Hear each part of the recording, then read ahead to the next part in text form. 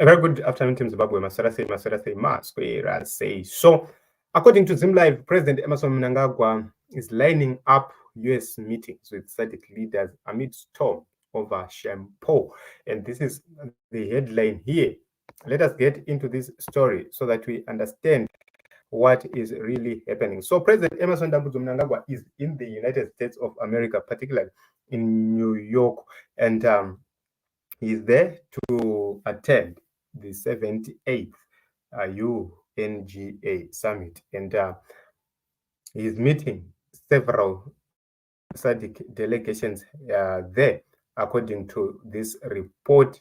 So he arrived on the 19th of September 2023, that is yesterday, and he is still there. He does have a lot of diplomatic work to do there because of Zimbabwe's position. Everybody is actually running away from Zimbabwe.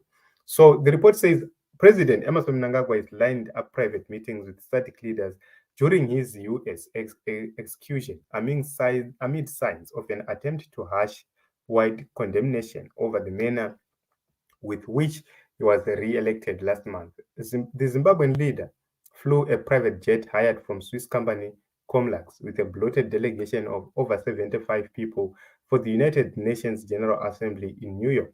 His delegation includes an advanced team and was joined in New York by another group led by Foreign Affairs Minister Frederick Shall that flew Mnangagwa's private jet in Cuba earlier for the G77 summit. Mangwana said Mnangagwa will be making his national statement on the UN on Thursday, 21 September 2023, between 3 p.m. to 3:45 Zimbabwean time, and will be the fifth leader to address on the day. On the sidelines of UN session, according to government spokesperson Nick Mangwana, Mnangagwa will meet South African President Cyril Ramaphosa, Filipe Nyusi from Mozambique, Hage Geingob from Namibia, Joao Lourenço Angola, who is SADC chair, and others. And Mangwana did not reveal the object of Mnangagwa's meetings with SADC leaders, although there are signs the under-fire Zimbabwean incumbent was keen to lobby his regional peers to ignore the damning SADC election observer mission report, which signaled foul play in his widely discredited re-election. So the SADC election observer mission said in its report that Zimbabwe's election was fraud with poor irregularities and did not meet regional and international benchmarks governing the running of credible elections. So this is what is happening. And you actually see that all is not well with the leadership, and all is not well with the leaders because of how they are responding to issues which are happening in and around Zimbabwe. So the opposition is demanding for a rerun of the poll, and SADC is expected to take a lead to deal with this with its delinquent neighbors' endless political problems, which continue threatening to spiral into a regional crisis, with South Africa already feeling the heat through an influx of undocumented Zimbabweans spilling into its territory. Many regional leaders did not attend Mnangagwa's inauguration as the storm brewed over his controversial election. Meanwhile, as he became the norm, Mnangagwa flew a delegation of over 75 people with his execution set to choke 2 million from the country's depleted coffers. The US General Assembly has emerged as a bonus moment for the government ministers and functionaries, often favors with fat checks in traveling and subsistence payouts.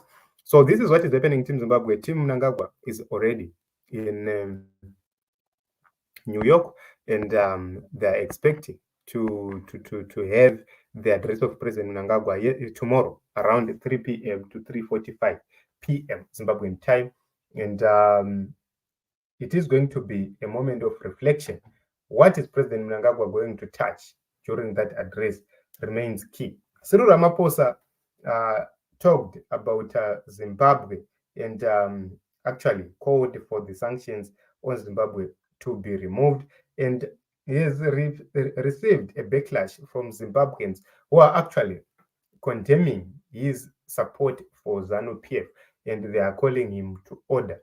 So That is what is happening in New York. President Mnangagwa is lining to meet several leaders, including the South African President Cyril Ramaphosa, for the first time after the inauguration. Then President Hage Geingob, who didn't attend the inauguration, Felipe Nyusi, who attended also the inauguration, and you'll be met for the first time after the inauguration, as well as the SADC chair, the Angola president. And those are the key people he is lining up to meet so that he clears his issues.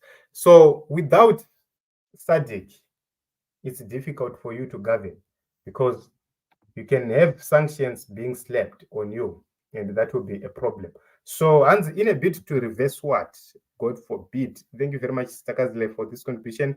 I will not be surprised if he beats around the issue or does not even address the sham elections. No, he's going to actually do so because a lot is at stake right now. The survival of ZANU-PF is hanging on SADC. So without SADC, ZANU-PF cannot survive because remember, they have been evading US sanctions and EU sanctions using SADC. So if SADC becomes hostile to ZANU-PF and its comrades, then there is problem and there is trouble. So it is going to be a very, very difficult task for President Mnangagwa because he really needs to prove to some comrades that indeed these elections were free and were fair. But is he going to be able to do that when Job Sikala has been in prison for over 500 days now? That is going to be a very difficult task for President Mnangagwa because he's likely going to be questioned and is likely going to be asked several questions he's not going to be able to answer easily. So it's a moment of madness and a moment of disappointments. You can hoodwink those around you, but you cannot hoodwink the regional leaders. They sent a signal by not attending this inauguration, and that was very, very, very, very important for the people of Zimbabwe because if they had attended that inauguration, it was something else. But they stood in solidarity with the comrades, with the people of Zimbabwe by not attending this inauguration, and that was a message well sent to the regime. So the regime will try by all means possible to look as if they are not worried, but deep down they are actually worried. I can tell you, these people are worried more than you are worried. So you are worried because the election was stolen. You are worried because the results which were announced cannot be verified.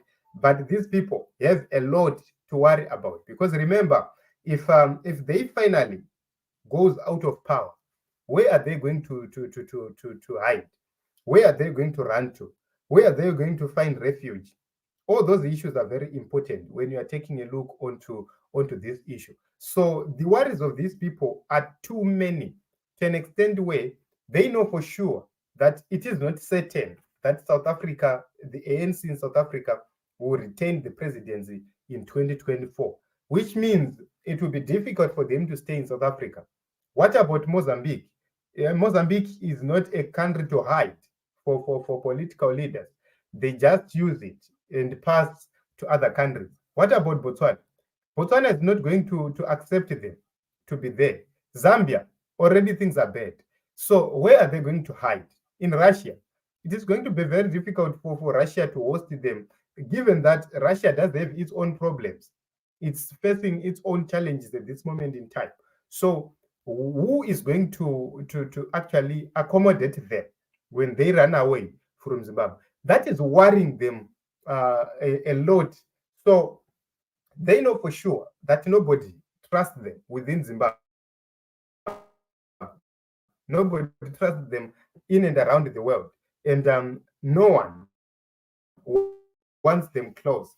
Remember, Chihuri nearly deported because of meddling in political activities there in Malawi. Helen Skanzi, why not arrest him? We are really tired. Okay, thank you very much, Team Zimbabwe, for the contributions. Linet, thank you very much. TC, Stakazile, thank you very much, everybody, for the contributions. So this is what it said, that he is lining up to meet leaders. That is the report which is there.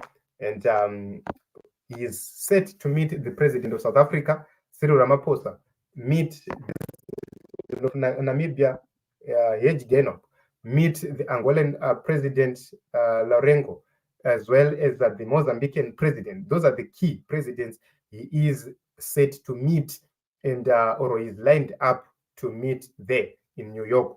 So it is what it is, Team Zimbabwe. Let us continue to subscribe, to like, to comment, and to share. The more you like, the more our videos are shown to as many people as possible. So thank you very much for coming. Let us meet in other episodes as well as other broadcasts. My name is Ronald Lokomakusha.